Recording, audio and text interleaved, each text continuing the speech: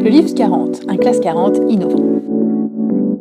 Le Lift 40 répond aux exigences de la jauge classe 40. Il est novateur.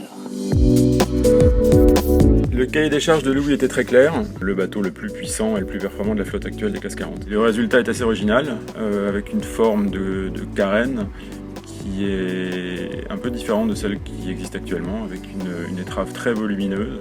C'est une forme un peu type SCO. Le Lift 40 a un gros nez, de façon à avoir un maximum de volume à l'avant, ce qui permet de gagner en quelque sorte en longueur à la flottaison et donc en puissance générale du bateau.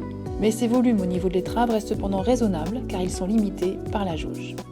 Et pour éviter que ce gros nez ne pousse de l'eau, les architectes ont opté pour un brillon, parti de la coque située juste en dessous de l'étrave, très haut. Il est associé à des lignes particulièrement tendues à l'arrière. Vous me suivez toujours ? Bon, pour faire simple, l'étrave du lift est donc très haute, de façon à limiter les poussées d'eau lors des accélérations du bateau. D'une façon générale, un très gros travail a été réalisé sur l'équilibre global du bateau. Les poids ont été recentrés, chaque pièce maîtresse comme chaque détail a été pensé pour apporter un maximum de puissance et un minimum de frein. C'est l'effet ascenseur. C'est ce qui a donné son nom au lift. Voilà pour les grandes lignes. Mais le nouveau classe 40 Carac a plus d'innovation dans ses cloisons, comme par exemple le système de...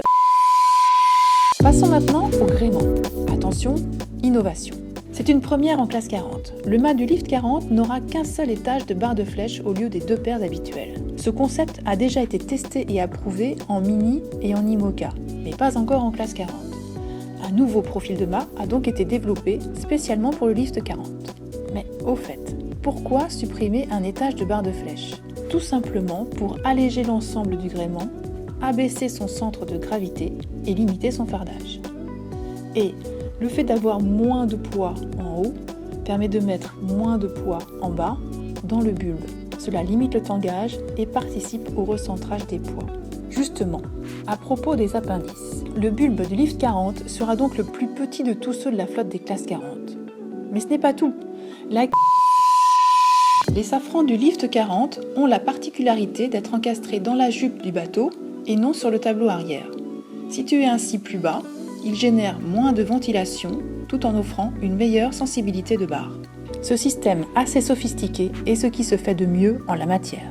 Bref, le Lift 40 est novateur et conçu pour être à la fois plus puissant et plus polyvalent que les autres classes 40. Il a aussi bénéficié d'une qualité de construction de très haut niveau. Chacun des partenaires techniques impliqués dans sa construction a tout mis en œuvre pour faire de ce projet innovant et mûrement réfléchi un bateau bien né.